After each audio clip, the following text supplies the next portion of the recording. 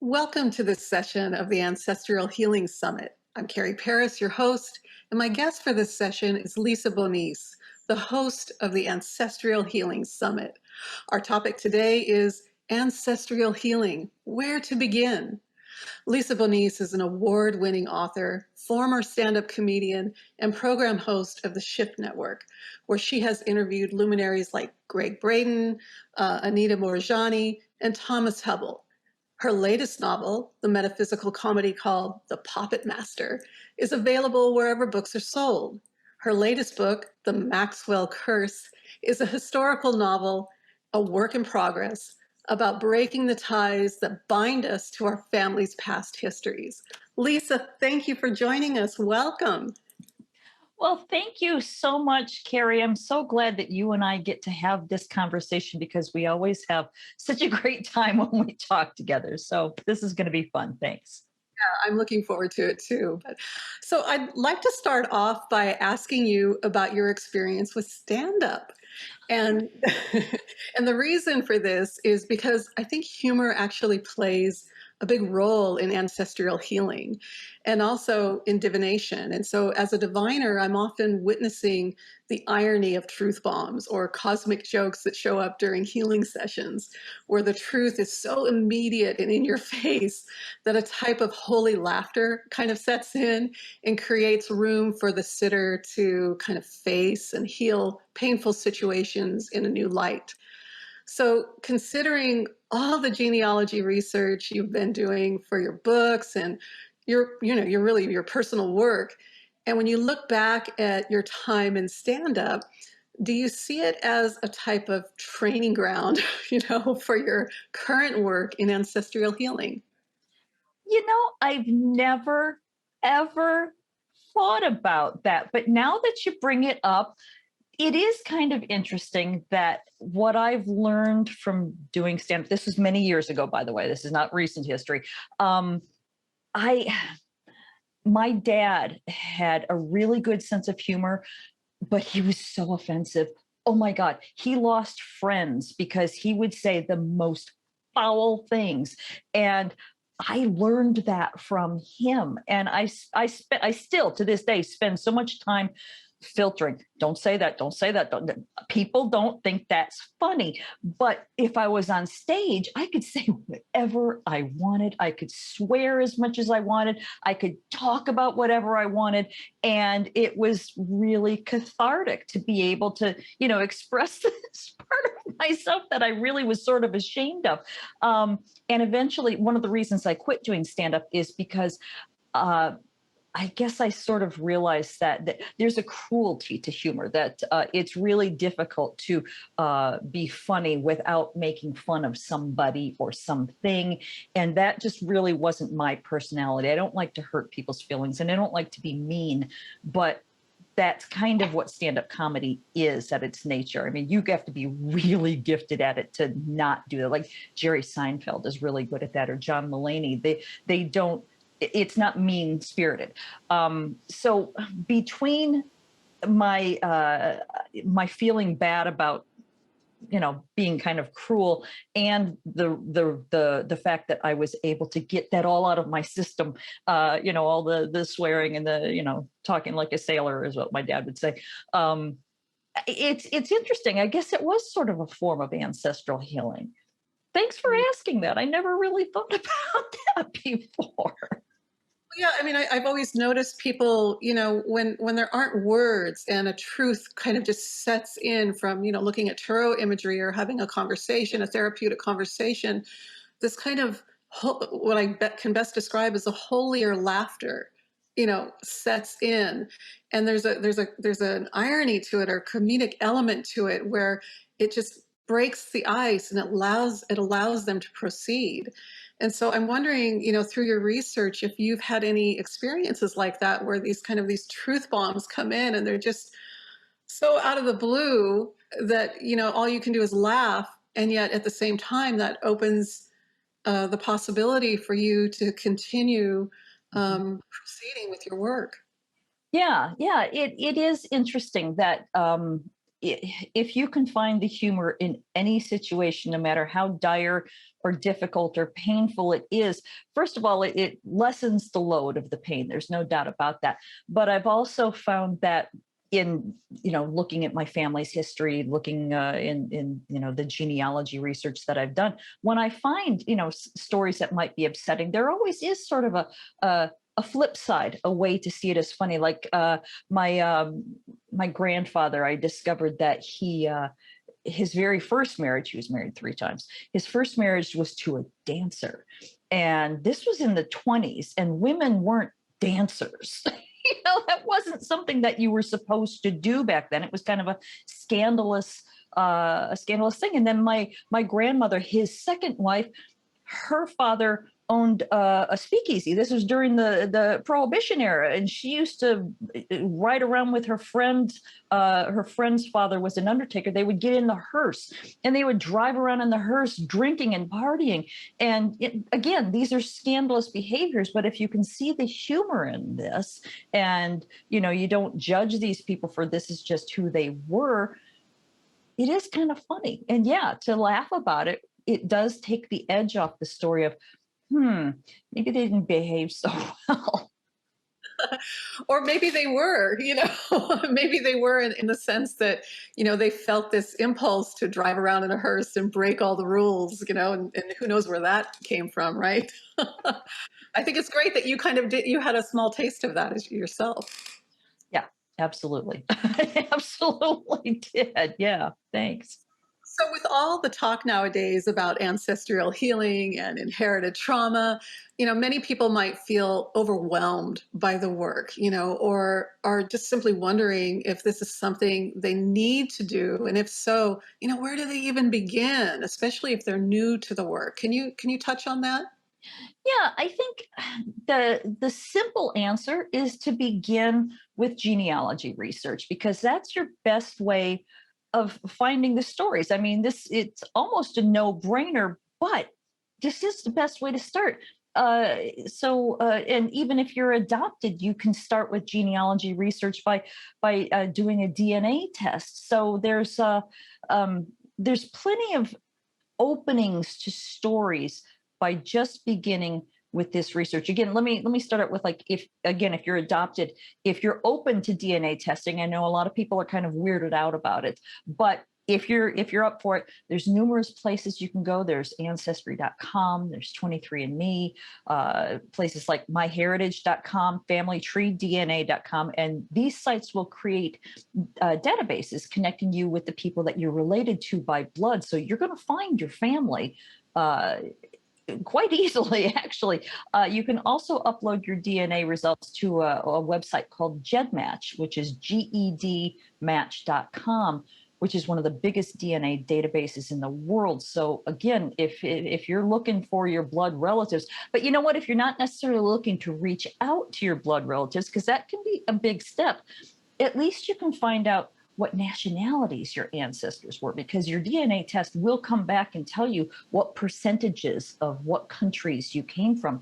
And in that way, you can tap into what I like to call folkways. That's your nationalities, traditions, and folklore, because even if you were adopted, a lot of that is in your blood. You do carry this with you. Aside from your adoptive family, it's literally in your DNA. It's part of who you are, and explain things about yourself, like maybe you have an affinity or a hatred of bagpipe music, or maybe you love sauerkraut, or you have an ability to tolerate really spicy foods, things like that that you might have taken for granted. And I know that those are small things, but if you really never noticed that you have these before, but then you see these things in your DNA, oh, that sort of explains that. And if you discover that your heritage is from maybe a part of the world where there have been pogroms and war, a lot of suffering, even if you've lived a cushy life with your adopted family, you might have inherited trauma from your birth family that can't be explained otherwise. So that's one way to start digging in if you're adopted. So if you do know your family and you have the names of your parents, you start your research on one of the many genealogy sites like Ancestry or MyHeritage, et cetera. But those are paid sites. So you might want to start out with the free resources on familysearch.org. That's a site where anybody can get on, and they can change the trees. But that's one thing to keep in mind, because anybody can change the tree. There might be mistakes being made. So you're going to want to make sure that you also look for a paper trail documentation, birth and death records, censuses, et cetera. So that's a pretty broad idea of where you can begin if you're new at this, I think. Yeah, I love hearing that because, getting that the DNA tested for me, I'm not adopted. I thought I knew everything about my ancestral lines and where I came from, but I was surprised when I got my test results that I had a lot of Middle Eastern background in my DNA, and it just it was one of those comedic truth bombs for me where, um, you know most of my life I'd been fascinated with the Middle East. And I even took up Middle Eastern drumming. Like, what person does that, right? This was already in me. It was like this clue was already in me of what was inside of my DNA that wanted to be expressed. And so when I got that tested, I just kind of had to laugh because it was right there in my face all along. I just didn't have the proof of it. So yeah, I think if you're adopted or not, and you get yourself tested, your DNA tested, then your results might surprise you, even if you think you know where you're from. Yeah, absolutely. And it really is powerful information when you discover this. I didn't realize that. See, I thought DNA before I ever started studying this is that you get exactly one fourth from each grandparent. So, like, I'd be half of my dad, and a half of that would be my grandfather, and then his mother, and then that's not how it works. You get different amounts of DNA, and your brothers and sisters will have different amounts than you. So, for example, I ended up being like 50% Scottish, which is weird because only one of my grandparents was 100% Scottish. My mother's father came from Scotland, and his family, for as far back as I can track, is Scottish. Probably some Scandinavian because the Vikings came over and took over some land, etc. But that's hundreds of years back. But for me to be 50% Scottish when mathematically I'm only 25%, it was a real mind blower. And I think that really helped me to understand why I'm so obsessed about researching that specific line of my family. Now I've got Maltese, and I've got plenty of German, but I've also got some Eastern European, some Polish and Russian, which was a real surprise because as far as I knew, none of my people came from that part of the world. But again, hundreds of years back, beyond the paper trail, that's where this one specific branch of the family came from. And learning that, I understand now why I'm interested in movies about that part of the world. I don't particularly like that kind of food, but that's my personal likes and dislikes. But it is really interesting what you can find out about yourself and your basic makeup from learning these little things.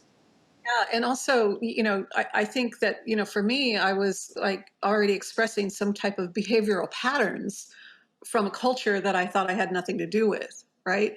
So I'm wondering, what examples do you see as behavioral patterns that count as ancestral in nature?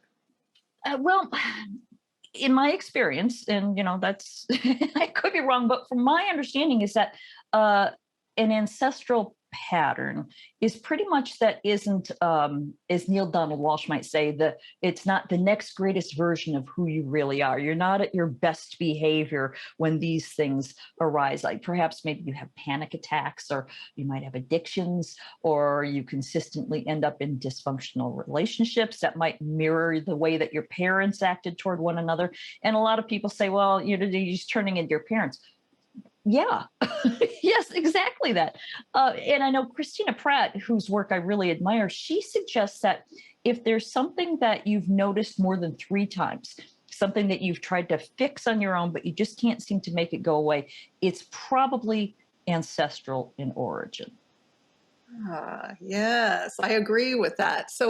But in a way, I wonder if, if the patterns weren't learned from the immediate example of a living ancestor, right? But you're repeating something anyway that goes beyond any of the generations that you've experienced as in your body. Um, I'm wondering if you feel that that is a type of ancestral communication, this repeating a pattern or this impulse to do something kind of unconsciously. You just feel a need to do it. Yeah, yeah. That's an interesting point. There's one of my great uncles who fought in World War One. He spent like a year in France. And so he must have learned to speak the language. And for whatever reason, when I was a kid, I understood French. And I grew up in the United States, which is not a French speaking country, but somehow I understood the language. And then, of course, I took classes in it because I was fascinated. I understand this strange language. And eventually I began dreaming in French. So I've always had this real affinity for a language that I have no reason to know. And I don't have a whole lot of French DNA. So I'm wondering, I'll never know this for sure, but is it because I've inherited somehow this affinity for this language from this one ancestor who I have a really strong communication with, by the way? He's one of the people that comes through loud and clear when I'm trying to work with my family lines. That would be somebody to ask then, I would imagine. So, is there, is that a signal, to ask more questions about this really, remarkable thing of you understanding this language that you weren't completely, physically born into, but maybe in your DNA, it's allowing you to have that conversation with him a little bit more. And why? Why is that happening? Mhm, mhm. Yeah.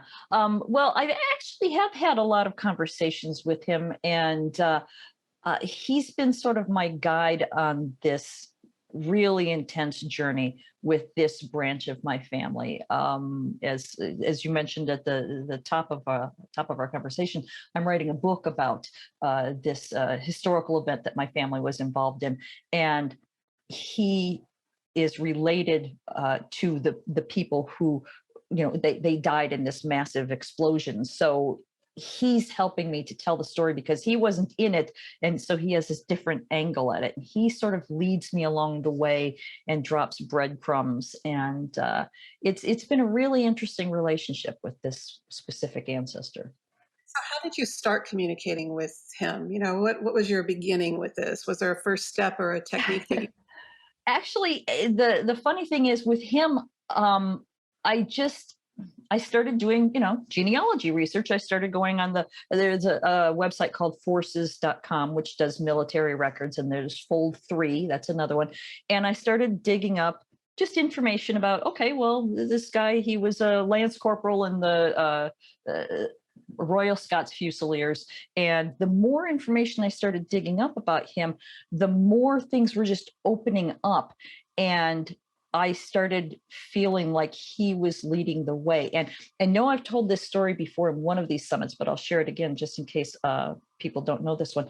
Um, I got a message on ancestry.com from a woman who found his name on my family tree, and I have more information about him than anyone on earth. I've got the most robust tree on this man.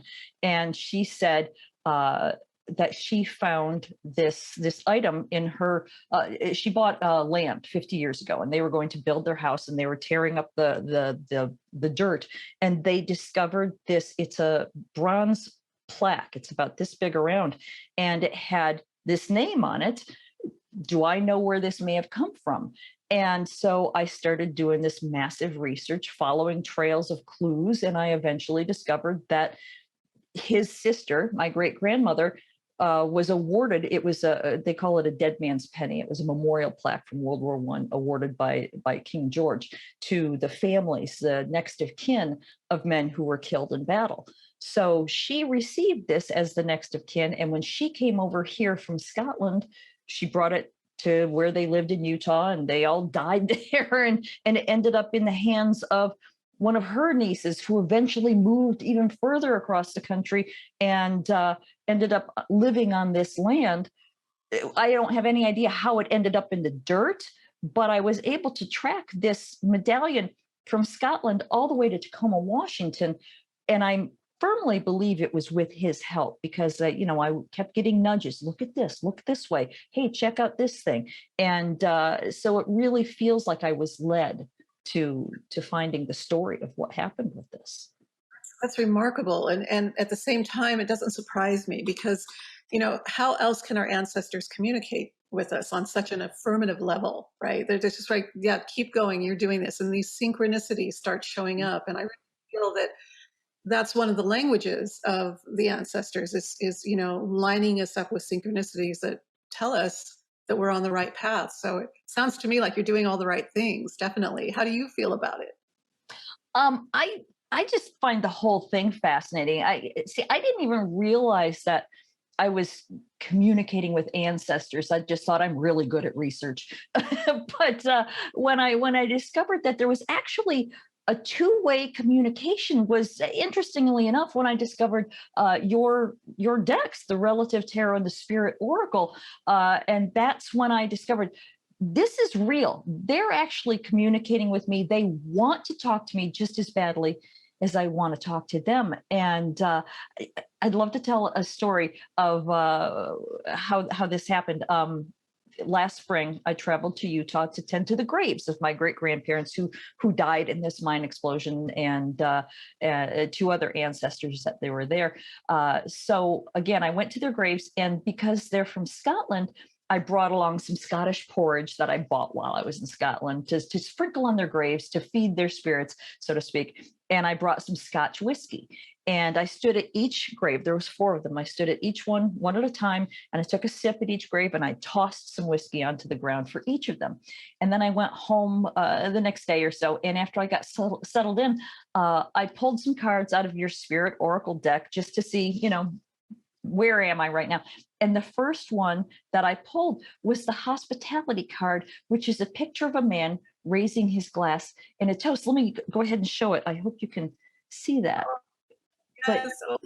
this is the card that I drew after toasting my ancestors.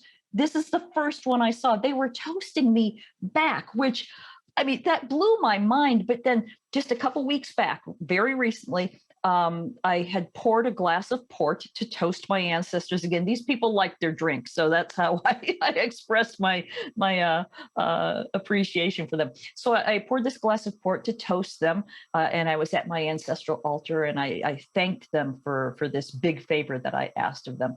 And a little afterwards, that same day, I was shuffling the Oracle deck to ask a completely unrelated question. Well, guess which one of those cards fell out of the deck onto the floor as I was shuffling? There's no denying this because it happens all the time. So yeah, you can't. I mean, my doubting mind when I first started doing this was always like, you're making it up. No, not possibly. No, there's no denying that this is real communication. Yeah, again, synchronicities are part of a big part of the conversation, I think. I think more people need to realize that. So that's brilliant. And thank you for using the deck. I really love that. So you said that you have an altar set up to them. Is that something that you keep in tune with every day, or how do you Yeah. work with? I do. I've got, it's actually kind of cool. I've got a wooden cabinet with glass doors on it. And inside the cabinet, I have a lot of family heirlooms, things that I've inherited from various grandparents along the way that, they would just be dust gatherers otherwise. So I keep them, in this place of honor inside the cabinet. But on top of the cabinet, that's where I have, like I have some pieces of coal that I gathered from right outside where this coal mine exploded. I've got a little a plate that belonged to my grandmother and a crystal bowl that belonged to my mom, and I keep water in that. So I've got little doodads here and there. I've got some plants that I tend, that I make, because I kill a plant. I bring it home and it dies. But these plants go because I genuinely tend them. So every morning I go up to the altar and I say hello, thank you for all of your help. If there's anything I can do for you, let me know. And then I ask, if there's anybody in my family that needs specific assistance, I'll ask them for that. that help. And I make sure that the water stays filled. The cats like to get up and drink it, but I make sure that it's filled. And so, yeah, I basically, that's how I communicate with them. That's how I keep the communication genuinely alive, because I do it every single day, which is amazing because I really don't have that kind of discipline anywhere else in life. But this one I do. Important, right? And it's informing you, it sounds like. So have you noticed a stronger connection or even easier access with your ancestors since you began researching this topic and working on at the altar and writing your Yeah. books? Absolutely. This is another fun story. I love this one.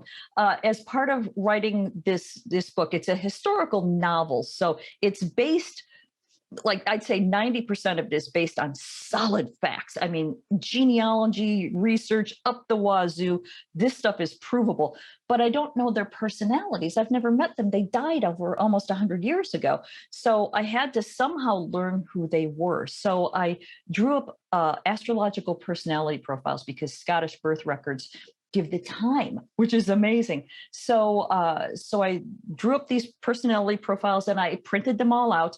And then one day, as I was about to start digging into a report on, this is my great grandmother Helen, and I developed a rapport with her. I'd already started writing her character, but I wanted to check how would she react in this kind of situation. So I picked up the report and I started reading it. And I kept hearing this voice. Actually, it wasn't a voice. It was just the words. This is wrong. This is wrong. This is wrong. I mean, it was strenuous. This is wrong. And I was like, I don't even know what to do about this. So what I did was I went to my computer where I have all my research, and I discovered that I created her astrology profile using the birth date that was on her headstone, which someone at the time had gotten wrong. And when I looked at the Scotland's People's birth records, which is the official records with the date and the time, et cetera, I noticed that her actual birth record said that her birthday was like a year and 3 days different from the report, from what her headstone said. Excuse me. So if I hadn't listened to that voice, which I couldn't ignore saying, this is wrong, I would have had the completely wrong personality for her. So there's no denying this. Right. And I wonder, what people don't know about you and I is that we talk a lot. And, one of the things that impresses me the most about you is, and what I really admire, and there are many things. However, you are such a natural diviner. You are receptive to information that comes in. I always say that you're so organic with this. It just comes to you, whereas the rest of us kind of have to work for it.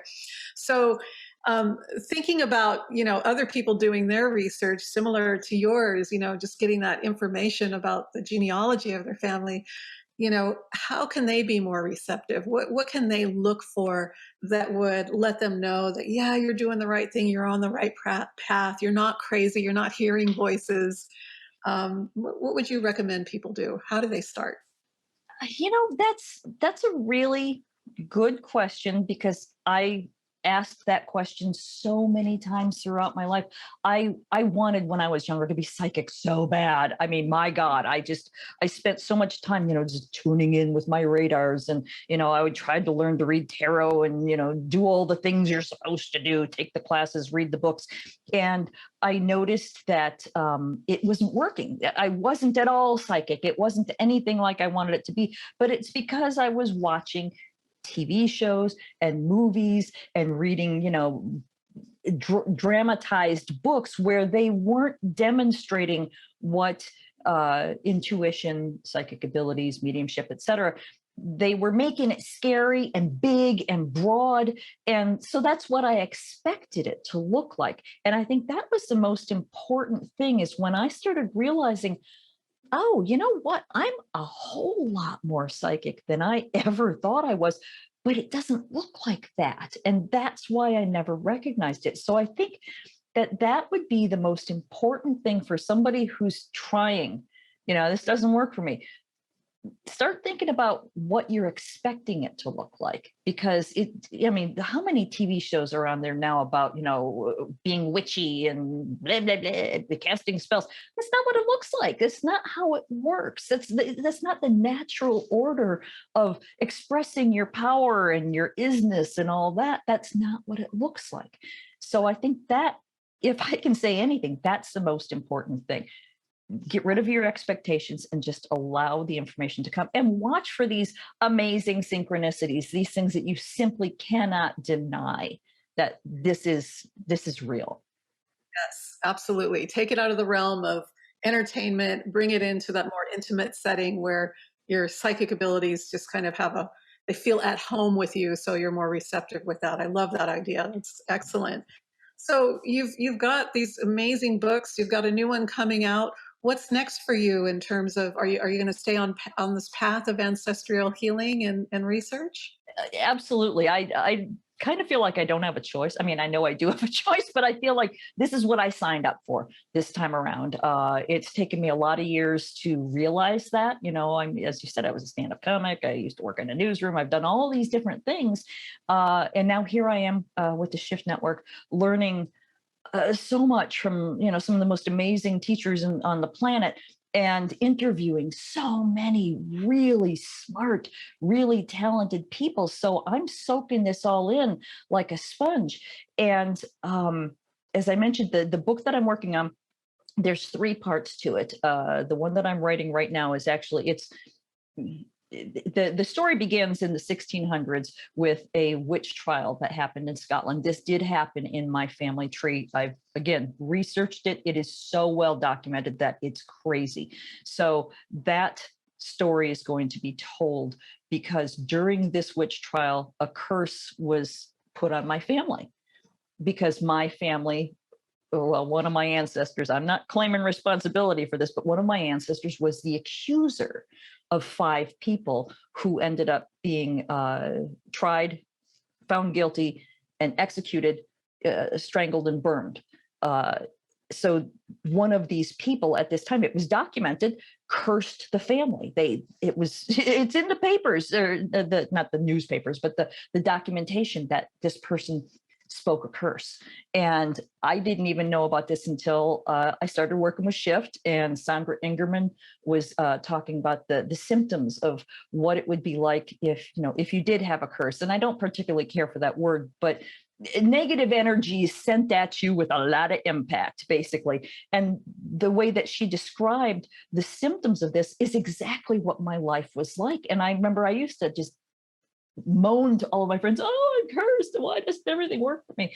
So once I learned about this and realized that these people died by fire and they cursed my family, well, look back 100 years ago here, my family died in a massive fire. And then since then, there's been so many fires in my family. So again, there's no denying this. And then once we discovered this curse, my daughters and I, we've been working on this for years now. We're doing what we can to clear it, and the results have been absolutely stunning. And so it's a three-part story, historical novel based on fact. Part one is the witch trial. Part two is the mine explosion, and part three is the resolution of the whole thing.